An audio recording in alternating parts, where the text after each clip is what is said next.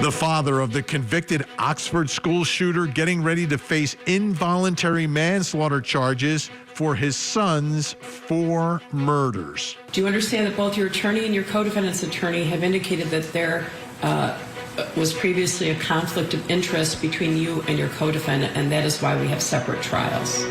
Yes.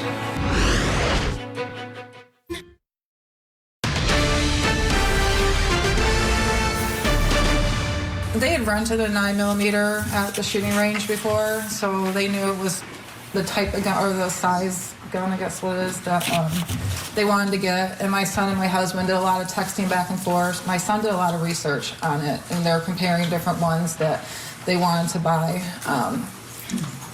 That went on for a couple of months. My husband just kind of kept blowing it off, like, not right now, not right now. And then I guess when I was out shopping, they said, well, let's go try on Black Friday, see if we can get one on sale, if there's any deals going on. Okay, that's Jennifer Crumbley. She's been convicted 4 counts of involuntary manslaughter for the murders committed by her son, the Oxford school shooter. Well, now it's time for the father, the husband. His trial coming up. That's him in court today. It was a hearing as they get ready for his trial, which is coming up. Let's take a listen to what happened. All right, Mr. Crumbley, could you raise your right hand? Do you swear or affirm the testimony you're about to give is the truth so help you God? Yes. All right, you can put your hand down, and can you tell me your full name? James Robert Crumbley. And how old are you? 47. Can you read, write, and understand the English language? Yes. Can you hear and understand me? Yes. Could you hear and understand your attorney? Yes. Are you satisfied with her advice? Yes. You understand that you are charged with 4 counts of involuntary manslaughter? Yes. And do you understand that you have the right to conflict-free representation? Yes.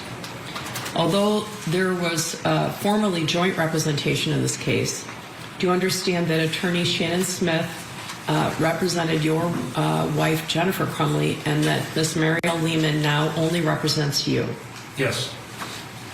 Do you understand that your own interests and your co-defendant's interests may be or later may be or become material adverse? Yes. All right.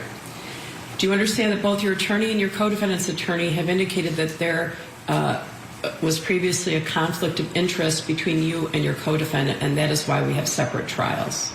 Yes. Although there are now separate trials, do you understand that your co-defendant is a former client of your attorney? Yes. Jury selection begins March 5th for James Crumbley. One of the other big issues in court today was whether or not 2 of the student surviving victims will be permitted to testify at the trial.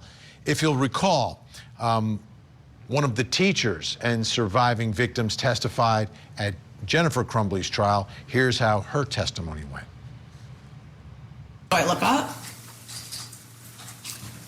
and I see someone dressed in dark, oversized clothing.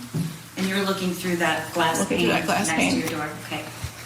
They have the mask on, a hat, glasses, and a hood. And I lock eyes with them. And then instantly I notice, I see some movement. And so I look down, and I realize he's raising a gun to me. You locked eyes? I locked eyes. He didn't hesitate. Okay. About how long was that from the time you saw the peripheral vision and then the gun was raised? A second. Okay. If that. So when I move, I kind of jump and turn my body this way at the same time. Okay, and you're, for the record, you're motioning, turning your shoulders to the right. To the right. Mm-hmm. And I feel like my left shoulder moves back a bit, and I feel a burn like hot water had stung me. I'm standing up at this point in time. I feel that hot burn go through my arm, and I turn back. There was a window in the back of my room that leads out to the courtyard, and I see a bullet hole.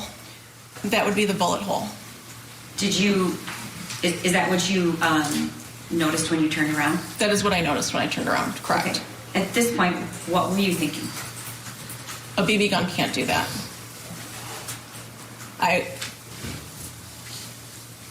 It seems like really silly. What seems silly? That I couldn't wrap my head around what was happening. I mean, after you felt the warmth and you still were thinking it might be a BB gun. Yeah.